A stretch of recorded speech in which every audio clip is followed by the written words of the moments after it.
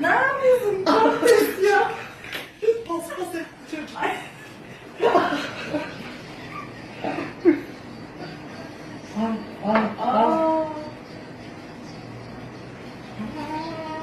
Kızıyor artık. Tamam. Artık bırakırsan tedavisini yapacağım. Tamam. Gel Sedat'ı keseyim. Dur. Sen bir bırak senin tırnaklarını keseyim de. Aa bırakmayalım kilitledim. O zaman sen tırnağını ver bana. Bakayım orada sen. Hoca ne yapayım? Bak evet daha da çantayı görünce daha da canım. Bak bak. Vallahi çanta yaptım. Şu an. Allah'ım. Git tam için. Hale bak. Gel diyor.